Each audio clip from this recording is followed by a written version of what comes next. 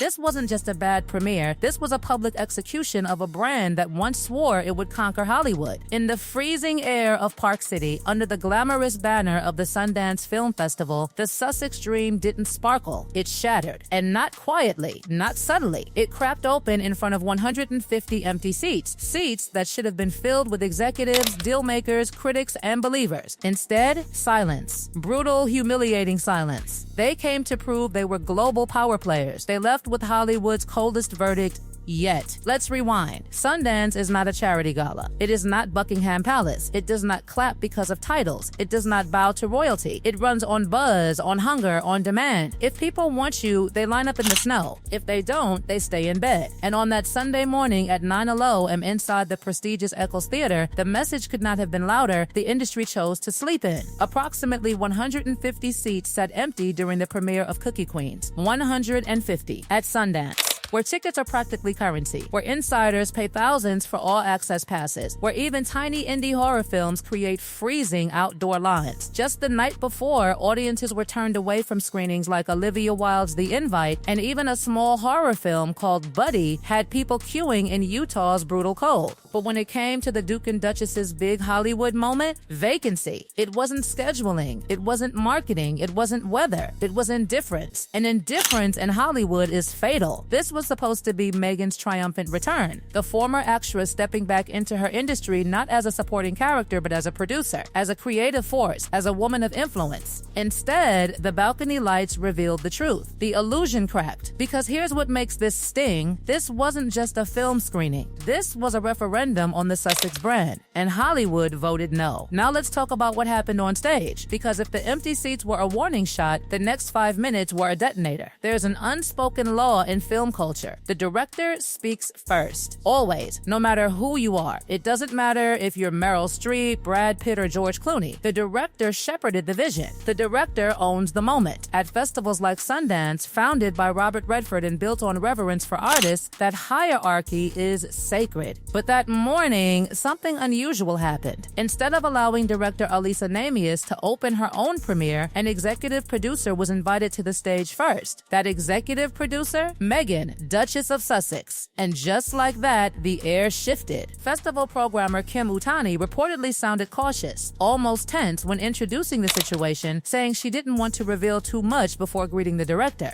Because everyone in that theater understood this was not normal. When Meghan walked onto that stage under her full royal title, not just Meghan, but Meghan, Duchess of Sussex, she didn't just enter the spotlight, she absorbed it. The director, the actual creative mind behind the film, became secondary at her own premiere. And that's where Hollywood bristled. Because this industry forgives flops. It does not forgive ego that overrides artistry. Observers describe the move as self-aggrandizing. Instead of a brief introduction honoring the filmmaker, Meghan spoke at length about My Husband and I and their joy in working through Archewell Productions. My husband, not Harry, my husband, critics caught that immediately. Because it wasn't subtle. It was a reminder, a tether to monarchy, a signal that even while criticizing the institution, the title still matters when it benefits the narrative. Meanwhile, Elisa Namias stood waiting. And when she finally spoke, Meghan remained on stage, arms crossed, a posture some interpreted as impatience. 5 minutes, that's all it took. 5 minutes to reinforce whispers that have haunted her Hollywood reputation for years. Difficult, self-focused, image first. And here's the irony. Sundance was built on artistic credibility. In less than 5 minutes, that credibility felt compromised. But the unraveling didn't stop there, because the real crack appeared during press interviews. Cookie Queens was marketed as a heartfelt documentary about the Girl Scouts, about empowerment, about sisterhood, about values rooted in Meghan's own past. She spoke about being a brownie, about her mother as a troop leader, about principles ingrained in childhood. It was positioned not just as a film, but as an extension of her personal journey. Then came the simplest question of the day. What's your favorite Girl Scout cookie?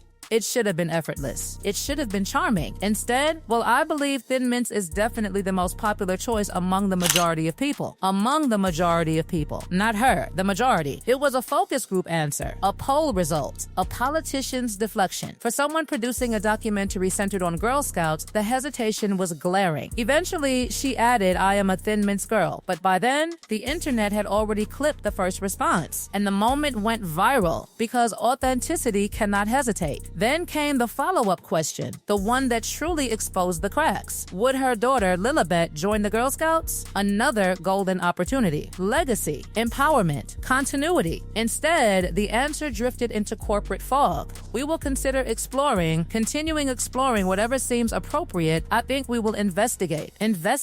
It was language so vague it dissolved mid-sentence. And in that fog, the emotional foundation of the film, the personal connection, suddenly felt manufactured. Because here's the uncomfortable truth that surfaced next. Industry reports revealed that Cookie Queens was not originally an ArcuWell creation. Director Elisa Namias and her independent team had been developing it for 2 years. It was fully completed. Then, at the final stage, Meghan and Harry stepped in with funding and secured executive producer titles. They didn't film it. They didn't edit it. They didn't originate it. They bought in. And in Hollywood, buying your way into a finished project carries a reputation. It's the equivalent of joining a group assignment after the work is done and then volunteering to present. Suddenly, the empty seats felt symbolic because this wasn't just about attendance. It was about ownership, about authenticity, about whether Hollywood saw them as creators or as celebrities attaching themselves to already built ideas. And as the applause faded inside that half-empty theater, one thing became undeniable. The comeback narrative had collapsed. But if Sundance was embarrassing, the timing made it explosive, because just 72 hours before Park City, before red carpets and camera flashes, before thin mint confusion and crossed arms, Prince Harry was standing in an entirely different theater, the High Court in London. Wood paneled, historic, severe. There, he was giving emotional testimony in his legal battle against the publishers of the Daily Mail. His voice reportedly broke. He described paranoia beyond belief. He spoke of lives being monetized, of privacy destroyed, of the unbearable toll media intrusion had taken on his wife. He painted a portrait of trauma, of suffering, of a man shattered by relentless public attention.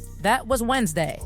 By Saturday, he was voluntarily posing for photographers in Utah, smiling, standing beside Meghan, participating in a press-heavy, camera-saturated film festival designed to generate maximum publicity. And the contrast? Whiplash-inducing. Because you cannot claim the spotlight is destroying your life and then sprint toward it 3 days later. You cannot plead for privacy in a courtroom and then walk a red carpet built for exposure. The cognitive dissonance was staggering. Observers weren't confused about the conclusion. It wasn't media attention they objected to. It was media attention they didn't control. They want curated headlines, scripted narratives, sympathetic lighting, but scrutiny, criticism, empty seats, that's when lawsuits appear. That's when interviews about trauma surface. And Sundance handed critics ammunition they could never have scripted better, because the visual alone told the story. A prince lamenting the press while courting it. But there was another shadow hovering over Park City, a familiar one. Catherine, Princess of Wales. For years, critics have whispered about patterns, about philanthropic parallels, about mirrored causes, and here, again, the echoes were loud. Catherine has been a long-standing supporter of the Scout Association in the United Kingdom. Her involvement is quiet, consistent, unflashy. Regular visits, long-term engagement, no premiere stages, no executive producer credits, just presence. Now suddenly, Meghan's first major Sundance production centers on Girl Scouts. Critics see patterns, not coincidence. They point to prior parallels, early childhood initiatives, addiction programs, children-focused foundations. To opponents, it feels less like organic passion and more like competitive positioning. And here's the brutal comparison Hollywood noticed. Catherine's method? Show, don't tell. Long-term consistency. Meghan's method? Announcements, visibility, high-impact moments. One cultivates credibility over years. The other seeks impact in minutes. And at Sundance, minutes were all it took for perception to harden. But the final blow, the one insiders can't ignore, came from the business side. Netflix, the streaming giant with the reported 9-figure deal tied to ArcuWell. Under their first look agreement, Netflix gets priority access to ArcuWell projects. They saw Cookie Queens,